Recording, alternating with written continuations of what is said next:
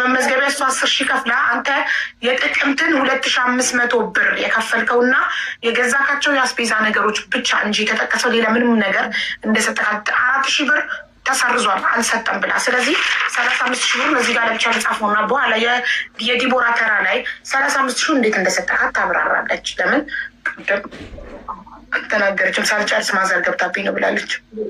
እሺ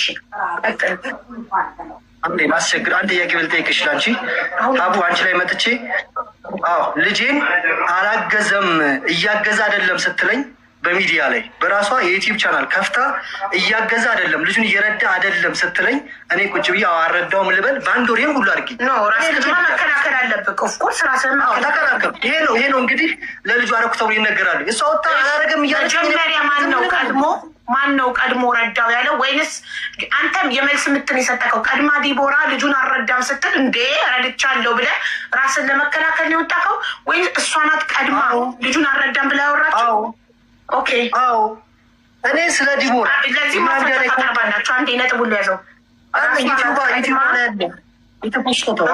እሷ ዩቱባ ላይ አፕሎድ ያደረገችበትን ቀናዩና አንተ የሰጠህበትን ቀና እንጂ እውነት እሷ ያለችው አንተ ነህ ቀድመህ ለልጅ ይህን እናረኮ እንደ አራጣ አበዳሪ ለልጁ ያደረገውን ነገር ዩቱብ ላይ ዘረዘረ፣ ይሄን ገዛው፣ ይሄን እናረኮ አለ። እኔ በዛ ተናድጄ ነው ብላለች። አንተ ግን አሁን ራሷ ናት ቀድማ ልጁን አልረዳም ያለችው ነው። ዋን ሰከንድ በጣም አመሰግናለሁ። የመስቀለት እዩሃ ሚዲያ ቤቷ ሄዶ መጀመሪያም ያለችው ህዝብ የጠላት እሷን ማለት ነው። የመስቀለት እዩሃ ሚዲያ ቤታቸው ሄዶ እንዴት ያንን ኢንተርቪው ይሁንና አንቺም ተፈርጃለሽ። የዛን ቀን ጀመረች። አያግዝም ሰጥቶ አያውቅም ረድቶ አያውቅም ማለት አሁንም እንደዛ ነው የምትለው። ሲጀመር እሷ አፋ ላይ አያግዝም ነው አሁንም እንደዛ የምትለው። ያጅልኝ የመስቀለት ዝም አልኩኝ እኔ ጸጥ አልኩኝ። እዩሃ ሚዲያ ስጠራኝ ኧረ እኔ ልጄን እያገዝኩ ነው። የመስቀለት እሷ እንደዛ ብላ እንትን ብላለች። መስቀል ማለት መስከረም 17 ነው 17 ከዛ ቅድም ነግረሻለሁ። ቀኑን አስታውስም። በሱ ጠራኝና ሄድኩኝ። ሄጄ እያገዝክ ነው ወይ እንዴት ነው ወይ? እኔ እንግዲህ ቦራ እንደዛ ብላለች እኔ ልጄን እያገዝኩ ነው ብዬ ነገርኩት። ጀለስ ብድግ ብላ በራሷ ዩቲዩብ ደግሞ ሰራች ቪዲዮ። ምን ብላ እንዲህ ያደረገኛል፣ ያስፈራረኛል፣ እገርሻለኛል፣ ልጄን አያግዝም አይረዳም፣ በአንድ ወር ስቴን እያደረኩ ነው ስትለኝ ዝም ልበል? እንዲያውኑ ጸጥ ብዬ መቀመጥ ዩሃ ሚዲያ ስለተናገርኩ ያንን ስትሰራ እናቴትም ለ4 ወር ቪዲዮ አልሰራሁባትም። ያንን ቪዲዮ ሰርታ እኔ ዝም ነው ያልኩት።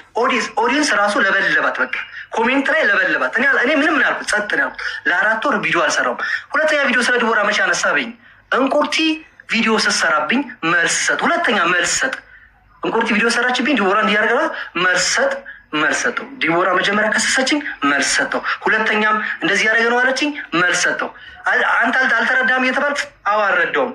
ገንዘቤን እያወጣው ንብረቴን እንትን እያልኩኝ እየሰጠሁት እያካፈልኩት አልረዳውም የሚባል ነገር የለም፣ መኖሩም የለበትም። ስለዚህ ከረዳውኝ የአቅሙን እየረዳ ነው የሚባለው እንጂ አልረዳም ተብሎ ስከሰት ዝም ብዬ መቀመጥ የለብኝም። እያገዝኩ ነው ያልኩት መልስ ነው። ለሁለተኛውን ቪዲዮ መልስ ነው፣ ለመጀመሪያውን ቪዲዮ መልስ ነው። ቪዲዮዋን ገብተሽ እዩ። አንተ 2 ቪዲዮ ነው የሰራከው። አንደኛ ዲቦራ ልጁን አልረዳም ስትል ኦፍኮርስ እየረዳህ እስከሆነ ድረስ ራስን ለመከላከል ለህዝቡ ወጥተህ እውነታውን መናገር አለብን። ሁለተኛ ማናት ልዕልቲ ለእሷ ግዛ ቪዲዮ አንተ ላይ ስትሰራብህና ለዛ ምላሽ ለመስጠት 2 ቪዲዮ፣ ሁለቱንም ራስን ለመከላከል ለህዝቡ ምላሽ ለመስጠት ነው። ሁለቱም ቪዲዮዎች የሰራውበት ነው የሰራሁት። እሷ ምን አለች? ወጥቶ ያረኩኝ ይላል እያለች ነው። ከመጀመሪያው ከጥቅምት 17 ጀምራ ነው አልረዳም የምትለው። ከዛ ዩ ያቀረበኝ እኔ ረድቻለሁ አልኩ። ዝም አልኩኝ። 4 ወር ዝም ካልኩ በኋላ በስንተኛ ወር ነው መልስ የሰጠሁት?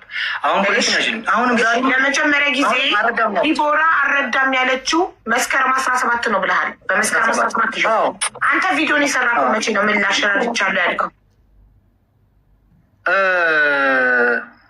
ከ4 ወር በኋላ ይመስለኛል ቪዲዮ የሰራሁት። ልጄን አገዝኩኝ ብዬ አልኩት። እንደዛ ምንም እግዚአብሔርን ተውኳት፣ ንቄ ተውኳት። በቃ በዛ መጣ። እኔ ስለሱ አላነሳም። አይደለም እሷ መስከረም 17 ነው እዩሃ ሚዲያ ላይ ቀርባ ነው አይደል አልረዳም ያለችው አለችኝ። እኔ በራሴ ሰራ ረዳው ያልከው ረድቻለሁ ውሸቷን ያልከው ቀኑን በ25 ምናምን መሰለኝ፣ በቀን 25 መሰለኝ። እዩሃ ጠራኝና እየረዳ ነው ያለኝ። እሷ ቀድማ ቀረበች። ከዛ እኔ ቀረብኩኝና እየረዳ ነው ያው ልጄን እያገዝኩ ነው፣ የቤት ኪራይ እየከፈልኩ ነው፣ ማድረግ ያለብኝ እያረኩ ነው ብዬ ተናገርኩ። ያረኳትን አንድ ሳንቲም እናቴ ትሙት 20 ሺህ ህዝብ አለ። ከማወራው ነገር ነጥብ ውሸት ካለ እግዚአብሔር ይፋረደኝ። አንደበቴ በፊታችሁ ይዝጋው። በቃ እኔ በናቴ ድርድር ምንም ነገር ያደረኩት ነገር የተናገርኩት እውነት ነው፣ ሀቅ ነው የምናገረው ስትል ዩቲዩብ ሚዲያ ላይ ስል በራሷ ዩቲዩብ ቻናል ከፈተች ስላለ እሷ አላወራው። እኔ ሌላ ነገር ነው የምሰራው። ሌላ ሪያክሽን ቪዲዮ እየሰራው ነበር። የተለያዩ ኮንተንቶች እያመጣውኝ ሪያክት እያደረኩ አይታይም። 100-700 ነው የሚታይ። ዩቲዩብ ገንዘብ አይሰራም። ትቻት ነበረ። ከዛ ከ4 ወር ምናምን በኋላ እንቁርቲ ብላ ክስ ምናምን ስትል ልጁን አንቆ ገደለው። ልጁን ቪዲዮ የምታየው አለመመለሳችም ልጁን አንቆ ሊገለው ልጁን እያለች ነው እንቁርቲ የምሰራብኝ በእኔ ላይ ቪዲዮ። ስለዚህ እኔ ልጅን አልገልም፣ እያገዝኩ ነው። ለዲቦራ እንቅፋት አልሆንኳትም። ለዲቦራ ዩቲዩብ ከፍቼ ያስተዋወቅኩት ቪዲዮ አለ። አሁን ዲቦን ሰብስክራይብ አድርጓት፣ ትቀየር፣ ትለወጥ። 2000 ምናምን የገባችሁ እኔ በሰራሁላት ቪዲዮ ነው። ከዛ ነው እሷ በሰራችሁ ቪዲዮ ላይ ጨመረችው። ለምን እንካካዳለን? እኔ ዲቦራ እንድትቀየር ነው የፈለኩት። ዝም አልኩኝ። በራሴ እየሰራው ነበር። ሲከሱኝ ቪዲዮ ሰራው። በቃ ከዛ አሁንም እሷ የምትልሽን ነገር አሁንም አልረዳም። ቢኒያም 35 ሺህ ብር በጥሬ ወስዳለች። 35 ሺህ ብር እስካሁን ድረስ 7 ወር ምናምን ቢሆኑ ነው። የ3 ወር በ10 ሺህ ብር፣ የ1 ወር በ5 ሺህ ብር ተቆራጭ ወስዳለች። ይህንን ወስዳ ቢኒያም ልጁን አይረዳም። ብሩን ይፈልጋሉ፣ ቢኒያምን አይፈልጉም። ከትናንት ወዲያ አንድ ሰፈር ሆነን ማለት ነው። ልጁን እንዲ አይፈልጉም። እየሄድኩኝ ፊት ለፊት ላይ ስንገናኝ መንገድ ቀይሳብኝ ይዛብኝ ሄደች። እኔ ልጄን እፈልጋለሁ፣ ልጄን ላሳድግ፣ ለልጄ ወንድም መከታ ለሆነው አባት ለሆነው ብዬ ብጠይቃቸው እምቢ አሉኝ።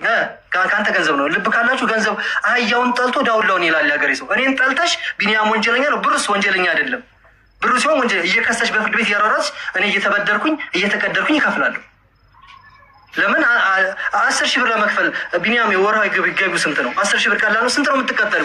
ከኮየ ፈጬ ቦሌ መድኃኒዓለም ሄደሽ ኤርፖርት ለመስራት በወር 5 ሺህ ብር ነው የምትቀጠሉ። አንድ መምህር የሚቀጠረው በወር 10 ሺህ ብር ነው። ቢኒያም መንግስት ነው እንዳሰ 25 ሺህ ብር ደሞዝተኛ ነኝ ብላለች። ቅድም አልሰማክ? አረ በጭራሽ። ከየት አመጣው ነው እንትን የምትለው? እኔ የማውቀው ነገር የለም። አክስቷ ቤት የምንኖር ልጅ ደሞዟን የምታውቀው እሷ ናት። አክስቷ ቤት አንቺ አክስትሽ እየተረገጥሽ እየተሰደብሽ አክስትሽ ቤት አትኖሪም። ከአክስቷ ቤት የወጣችው እኔ ሚዲያ ላይ ወጥቼ የአንቺ ከስተመር የአንቺ ኦዲየንስ ባገዛቻት በተከራይ ይችላል መሲ በጌታ ባከራይ ይችላል። ከዛ ደግሞ ቢኒያም ስሜን አጠፋለች። ከሰስኩት ውጤቱ አርብ ይመጣል ስትለኝ አዎ ከሳኛለች፣ አርብ ይመጣል። ዲቦራ ከሰሰችን ብዬ ብሰራ መሲ የፈለገችው ምትላት እኔ ከመሲ ጋር ኮንታክት አላደርግ እንጂ ምን አገባኝ። ከሰስኩት አለች። አዎ ከሳኛለች ብዬ ሰራ አንተ ስለሰራ ነው እሷ ያላገዘችኝ እንዴ። መጀመሪያ እኮ ሰርታችኋል እናንተ በቲክቶክ ከሰነዋል ይመጣል ብላችሁ። ስለዚህ እናንተ ከሰነዋል ስትሉ አዎ ከሰውኛል እንደዚህ ተፈርዶብኛል ብዬ ቪዲዮ ሰራ መሲ ከለከለችኝ አለች። ስከለክላት አላዩ መሲ በጌታ እኔ እህት ናት። የረዳችውም ታሪኳን የቤት ሰምታ ነው። እሷ በራሷ አጥንታ ማቆም መብቷ ነው። የአመት የቤት ኪራይ ነበር ቃል የገባችው። ከዛ በኋላ የሰማችውን ሰምታ የመተው መብት አለ። በሰው ገንዘብ እኔ ለምን አቆምሽ ብዬ መጠየቅ አልችልም አይደል? ሰው ከገዛ ኪሱ ሲረዳ እስካመነበት ድረስ ነው የሚረዳው። ስለዚህ እኔ ቢኒያም አልደረስኩባትም። ከለክላትም እኔ ምንም አላወራች አላቃትም። መሲም ምንም የማውቀው ነገር የለም። ከለከለችኝ። ስለዚህ 100 ሺህ ብር ክፈልኝ አንተ ነህ ስሜን አጠፋ አለችኝ። የቱ ጋር ነው ስሟን ያጠፋሁት? ዲቦራ አይዞሽ ፎሎ አድርጓ ከማለት ውጭ ቆይ 100 ሺህ ብር የጠየቀችበት ምክንያት አንደኛ እሱ ቪዲዮ ስለሰራብኝ ያው መሲ በጌታ እንደውም አንድ ቁጥር እየጻፈች ትገባለች። እሱ ቪዲዮ ስለሰራብኝ አንዴ እሱ ቪዲዮ በመስራቱ ምክንያት ማስታወቂያ ስራ አንዴ ዲቦራ ተራሽ ላይ የኔ እናት ረጅም ሰዓት ሰጥቼሽ ነበር። አሁን የእሱ ተራ ነው ፕሊዝ። እሱ ቪዲዮ ስለሰራብኝ እና ማስታወቂያ መስራት አልቻልኩም። ኮመንት ላይ ይሰድቡኛል። እኔ ባዮ ላይ ስልክ ቁጥሬን ያስቀመጥኩትኝ ለስራ እንዲደወልልኝ ማስታወቂያ ለመስራት እንጂ የእሱ ተከታዮች እየደወሉ እንዲሰድቡኝ አይደለም። ስለዚህ እሱ ቪዲዮ ሰርቶ ባደረገው ተጽዕኖ ምክንያት ሴቶችም ወንዶችም ተከታዮቹ አድናቂዎቹ እየደወሉ አንቺ ግን ምን አይነት ጨካኝ ነሽ እንደዚህ እያሉ ይናገሩኛል። በዛ የሞራል ካሳ ህግ አጥንቻለሁ።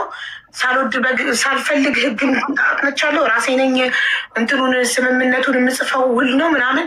እዛ ላይ 100 ሺህ ብር ካሳ ይዘህና ሽማግሌዎቹን ይዘህ ስመጣ አልኩት ብላ 100 ሺህ ብር መጠየቋን አንተን አምናለች እኮ። ለደረሰባት ተጽዕኖ ነው 100 ሺህ ብር ጠይቃችሁ። አቡዬ እኔ ልናገር? መስዬ አንዴ መሲ ትናገር ፕሊስ። መስኪ እንዴት ነሽ? እንዴት ነሽ? አውዬ ቅርታ በተደጋጋሚ ስምሽ ስለተነሳኝ። ኧረ ችግር የለም ችግር የለም። እኔ ያቆምኩበት ምክንያት ያው እንዳሉት እነሱ እየወጡ ሲካሰሱ እሷም ሜንሽን አድርጎት ነበር ለመስቀል ገንዘብ ሲሰጣት ኢቭን እንደሚሰጣት እንኳን ለነሱ አልተናገረችም። በዛ ሰዓት ሰምቼዋለሁ ማለት ነው። እና ልክ አላደለ ከዚህኛውም ለቤት ክራይ ብላ ነው ልጅቷ የሰጠቻት በዛ ሰዓት ማለት ነው። አዎ ሰው እየረዳኝ ነው ምናምን እንኳን አላለችም። እና አሁን በተለያየ መንገድ እኔ ያው እንደገባኝ ያው የሁለቱ ችግር እንዳለ ሆኖ አንዳቸውም ከአንዳቸውም ብዙ ባይሻሉ ግን በተለይ እሷን ደውይልኛስ ብዬ ደውዬ አውርቻታለሁ። ያው እንትኑ ላይ ይቅርና አንቺ ሰብሰብ ብለሽ በቃ ከሱ ጋር መካሰሱን ትተሽ ልጅሽን አሳድጊ። እንደ ክርስቲያንም ደግሞ ትክክል አይደለም የምታደርገው ነገር ማለት ነው። ስለዚህ ይሄ ነገር አስቤበት፣ ካልሆነ ግን እኔ እንደዚህ አይነት ልጅ ለማውጣት አይደለም ቤት ኪራይ የምከፍለው ብዬ አውርቻት ነው ያቆምኩት።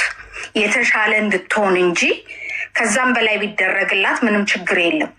ግን ተመልሶ በቃ እንዴት ልበልሽ፣ ብዙ ሰው ስላለ መናገር አይመችም እንጂ አንዳንዱ ነገር በዛ መንገድ እንድትሄድ አይደለም ይሄ ክሱ ምኑ እንዲቀርና ልጃቸው እንዲያሳድጉ በሰላም ሆኖ እሷ ታግዛ ወደፊትም የምትፈልገውን ነገር መማር ብትፈልግ ምን ብትፈልግ ያንን አድርገን እሱም ደግሞ በስርዓት አባት ሆኖ እሱም ጥሩ ነው ብዬ አይደለም የምነግርሽ። እሱም ያው የራሱ ድክመት አለው። ግን ይቅርታ ደግሞ ይቅርታ ነው። ይቅርታ ጠይቋል፣ በህዝብ ጠይቋል፣ በሰው ፊት ጠይቋል፣ እሷን ጠይቋል። ከዛ በላይ ምን ያድርግ? ምንድን ነው መደረግ ያለበት? ይቅር ማለት ይቅር ነው አይደል? ከሷ በላይ ደግሞ ምን የሚያውቅ የለም። አዎ ይቅርታ ነው አይደለም? ስለዚህ እየተመለሱ ወደኋላ መሄድ እንትኑንም ኢሜጁንም ያበላሸዋል። ስለዚህ በቃ ይሄንን ካላስተካከልሽ ብዬ አውርቻት ነው። እንደገናም ሌላ ሰው ልኬባት ነበር ቁጭ ብላ እንድታወራት ማለት ማቆሜ ደስ ብሎኝ ሳይሆን ለውጥ አለው ወይ ብዬ ማለት ነው። ይሄ ነው ያለው ነገር። የተሻለ ልጅ ካላወጣን ኩራት የለውም። አሁን እሷ የሚያደርገችው እሱ የሚያደርገው ኩራት የለውም በዚህ መሀል ማለት ነው። በቃ ትክክል አይደለም። ያንን ትክክል ያልሆነ ደግሞ እኛ እንሸከምና እናስተካክል ካልን ካልተስተካከሉ ተመልሰው እንዴት ነው የሚሆነው? ትክክል። ከዚህ በፊት ሁለስ ይብልሽኛል። አንድ ሰው የሚታገዘው ጸብን ትቶ በፍቅር በሰላም ሁሉ ሆኖ ልጅ በሰላም እንዲያድግ ነው። መሀል ችግሩ ለመፍታት ነው። እዚህ ጋር የአመት የቤት ኪራይ አንቺ በዚህ ጋር እየከፈልሽ ወይ የሆነ ሰው እያገሽ ስቲል ዘሴም ፋይቲንግ ካለ ስቲል ምንድን ነው ለውጡ? ያለ ለውጥ ለምን እንረዳለን ነው? ምን እያየን ነው? ተመልሰው እዛው ሶሻል ሚዲያ ላይ ለውጥ የማያመጡ ከሆነ መለወጣቸውን የማናይ ከሆነ ክስና ጭቅጭቅ ስድድብ ከሆነ ለዚህ አይነት ልጅ ከምንረዳ ለተሻለ ልጅ ነገ ለውጥ የምናይበት ነው መሆን ያለበት።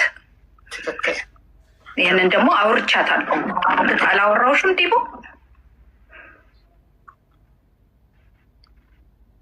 እሺ መሲዬ በጣም ነው የማመሰግነው። ማለት እንዲህ በዚህ ምክንያት ስም ብትይኝ ቀድሞ ደስ ይለኝ ነበር፣ ግን ቢሆንም በጣም ባለውለታዬ ነሽ። እንደዚህ ተረጋግቼ እንድንደሽኛል እጅግ በጣም አድርጌ አመሰግናለሁ። ከዛ ባለፈ ደግሞ ጀስት የቤት ኪራይ ብለው ሲሰጡኝ የሰራሁበትን እንጂ እነሱም ጀስት የእርዳታ ነው ያስመሰሉት። ቪዲዮን ለማስታወቂያ ነው ማስታወቂያ ሰርቼ ነው ያገኘሁት። ክፍያዬ ነው እና እርዳታቸው አይደለም። እዩሃ ሚዲያ ኦኬ መስዬ ያልሽ መስሎኝ ነው። ለምን የምታስተዋውቀው ነገር የላትም፣ እርዳታ ነው ሁሌም ነው። ሰው አይሳንማ ይቅር ቴንኪዩ አልኩኝ። እግዚአብሔር ይባርክሽ፣ ተባረኪ። ቀድሞም በስልክም አውርተናል። የላክሹ ሰው እኔ ጋር አልደረሰም። እውነት ለመናገር ግን ከአንቺ ከአንቺ ጋር ያወራሁትኝን እጅግ በጣም አድርጌ አመሰግናለሁ። ተባረኪ፣ ዘመንሽ ይባረክ። ራሴንም ደግሞ እንዳይ አድርገሽኛል። በራሴ ራሴን ችዬ ቤቴንም ልጄንም ሁሉንም ነገር እንዳደርግ ራሴን እንዳይ ባይዘ አንዳንድ ጊዜ ጫና ሲበዛ ለራሳችን የራሳችንን ጉለት እናየዋለን እና በዚህ እኔ አሁን ልጄ ስላለ በጣም ብዙ ዋጋ ከፍያለሁ። በጣም ብዙ ሰርቻለሁ። ቅድም ደግሞ እኔ አንድ ስራ አልነበረም ስሰራ የነበረው 3 ስራ ነው። በቀን ስሰራ የነበረው በ3 ስራ ነው 20 ምናምን ሺህ ብር የማገኘው አለኝ። እርዱኝ ብዬም አይደለም የወጣሁትኝ። እዚህም አንቺ ጋርም ስመጣ የማንንም እርዳታ ጠይቄ አይደለም። እዮሃ ሚዲያም ስቀርብ ሴት ነኝ። በሴትነቴ የደረሰብኝ ነገር አለ። ሲቀጥል ደግሞ እዛ ጋር ከመውጣቴ በፊት እሱም ተጽዕኖ አሳድሮብኛል። ልጁ ዲኤንኤ ግዴታ መነሳት እንትን ማለት አለበት ብሎ ስላሳደረብኝ ጫና ሄጄ አላስመረምርም ብያለሁ። ምክንያቱም ልጄን እኔ ራሴ ማሳደግ ስለማያቅተኝ ስለማላንስ ለልጄ አሁን ይሄ እዚህ ጋር የደረስኩበት ነገር አይደርስም ነበረ። ይቅርታ አላደረግሽም ለምትሉኝ ደግሞ እኔ ይቅርታ ሳላደርግ ቀርቼ አይደለም። ይቅርታ ባደርግ ነው ጎትቼ ቤተሰቤ ጋር የቀላቀልኩት። ይቅርታ ስላደረግኩ ነው። ግን ነገሩ የቢዝነስ ነገር ሲሆንብኝ ማለት ልጄም እኔም ቢዝነስ እየተሰራብኝ ቤተሰቤም ቢዝነስ እየተሰራብን ሲያቅተን ነው ይሄን ነገር ማቆም የፈለግኩት። ምክንያቱም ከፍቅረኛው ጋር እንዲህ ብሎ አውርቷል ብዬ ነግሬሻለሁ ሀቡዬ። ምክንያቱም ለዚህ ዓላማ ከመጣ ልጁን ፈልጎ አይደለም የመጣ መጀመሪያም በበቀል ነው ብሏል አይደል? ሴቶችን ስበቀል በበቀል መሀል ነው ይሄ ልጅ የተወለደው። ስለዚህ ነገር ዲቦዬ አንድ ሰው ኦልሬዲ በወጣትነቱ ባደረገው ስህተት እግርሽ ላይ ወድቆ ሚዲያ ላይ እግርሽ ላይ ወድቆ ይቅርታ ጠይቆ ኦልሬዲ የተዘጋ ፋይል ስለሆነ መጀመሪያም ካልንማ ይቅር አላረግንም ማለት ነው።